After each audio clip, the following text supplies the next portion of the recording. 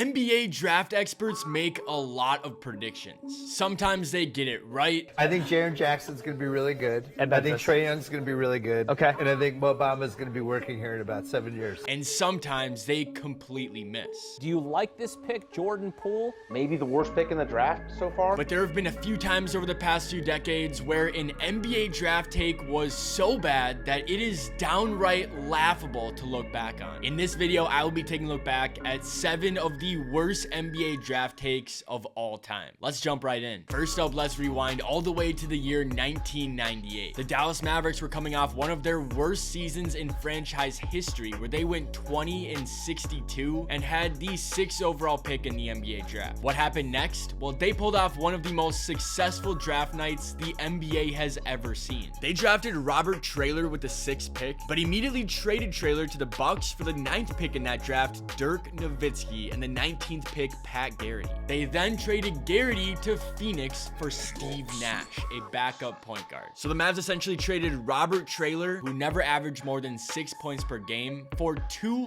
first ballot NBA Hall of Famers and the greatest player in their franchise history. But of course, some people did not think highly of those moves at the time. One writer from the Houston Chronicle gave the Mavericks a grade of F for this draft, saying Europeans were too much of a risky bet in a lottery and Steve Nash was a gamble. That F grade did not age well. Next up, we got a guy that questioned Kobe Bryant's work ethic leading up to the draft. In 1995, Kevin Garnett became the first high school athlete to make the jump straight to the NBA. And while he did find early success, a lot of people raised major concerns over this becoming a trend. So when Kobe Bryant decided to make that leap 1 year later, a lot of people voiced their disapproval. Brian Colangelo was the GM of the Phoenix Suns at that time and said this: "It is certainly the opinion of the Phoenix Suns that Kobe Bryant should go to college. High school athletes are not ready to attack the daily routine of the NBA." Now I get that there was no way Brian Colangelo could have known that Kobe Bryant would go on to be one of the greatest workers in NBA history, but it's certainly funny to look back on somebody questioning Kobe Bryant's ability to attack a daily routine. A popular NBA agent at the time, Herb Rudoy, also said this: "Let's say Kobe goes to Sacramento, he's not going to beat Mitch Richmond. Mitch is going to play 40 minutes. If Kobe sits and isn't playing, how is he going to improve?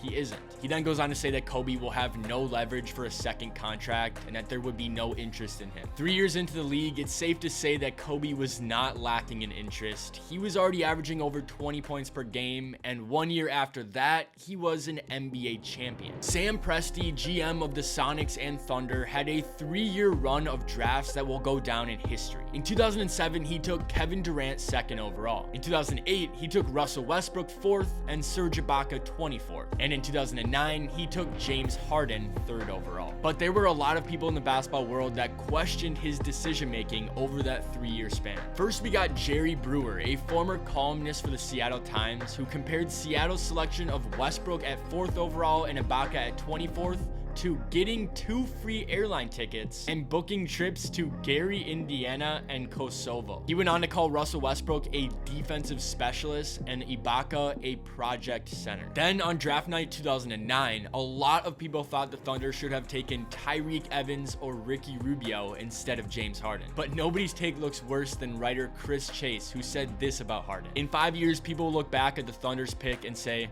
who the hell is James Harden?" You hate to see that. Now let's move forward a few years to the 2011 NBA draft. The Cleveland Cavaliers were coming off a season where they went 19-63, good for the 2nd worst record in the league. Still in complete disarray following the departure of LeBron James. They ended up winning the draft lottery and had the number 1 pick in the draft. The Cavs made it clear they were choosing between 2 players, Kyrie Irving from Duke and Derek Williams from Arizona. Most agreed that Kyrie was the obvious choice, but there were some people who had the unfortunate opinion that Derek Williams deserved to go number 1 overall. Colin Cowherd was of course one guy who thought Derek Williams should go number 1. Not only that, he also brought up the possibility that Minnesota should trade their pick if Kyrie falls to them. A writer named Josh Katzenstein said, "I honestly think the Cavs would be stupid to take Kyrie number 1. Clearly the play is Derek Williams, then either Knight or Kemba." Anthony DeMoro said, "I warn you, Cleveland, taking Kyrie Irving would be a huge mistake. Take Derek Williams,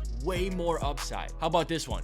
When conventional wisdom trumps logic, why is Kyrie Irving a lock to be picked ahead of Derek Williams? The Cavs have Baron Davis and Ramon Sessions. Looks like conventional wisdom wins here. Kyrie turned into a perennial all-star and NBA champion, and Derek Williams pretty much turned out to be a complete bust. These final two takes I'm about to talk about are my personal favorites. First up, we got Doug Gottlieb, who had this to say about Steph Curry when he declared for the NBA draft. Where does he go? I mean, you have Brandon Jennings, who frankly has far more talent and upside. You have guys like Jeff Teague, Johnny Flynn, Ty Lawson, who we expect to declare for the draft today. Even Drew Holiday at UCLA are seen as guys with more upside. Brandon Jennings, Ty Lawson, Drew Holiday, Johnny Flynn all have more upside than Steph Curry. That is a really tough one to look back on. But that's not all he had to say in that segment. And then you have Steph, who's a spectacular shooter, but not a true point. He's going to measure out at just over 6'1", not at 6'3" that he's listed at.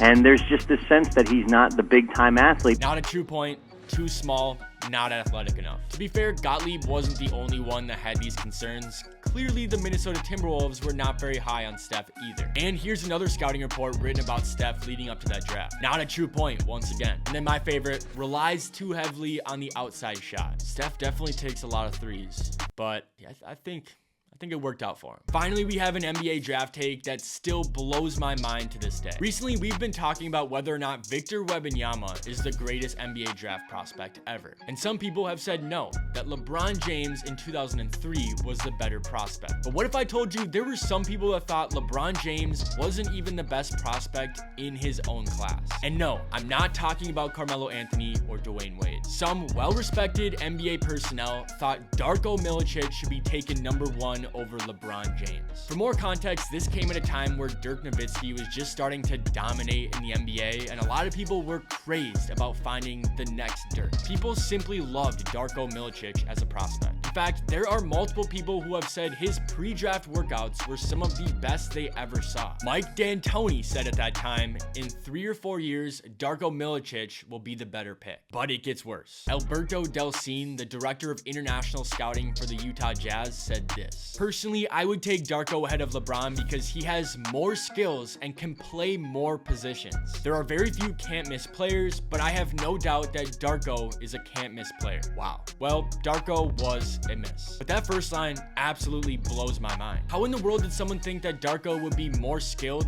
and more versatile than LeBron James? Maybe the most skilled and positionless large player ever. Luckily, the Cavs did not share this opinion, and they drafted the hometown kid that ended up becoming a top 2 player in NBA history. Darko, on the other hand, didn't average more than 2 points per game until his 4th NBA season. What this video makes clear is that the NBA draft is oftentimes just a crapshoot. Projecting out what 18 or 19-year-old kids will do over the course of an NBA career is almost impossible to do. If you enjoyed this video, make sure you check out the one we did about Bronny James. In that video, we break down whether or not Bronny has what it takes to be an NBA player one day. As always, thank you guys so much for the support, and we'll see you in the next one.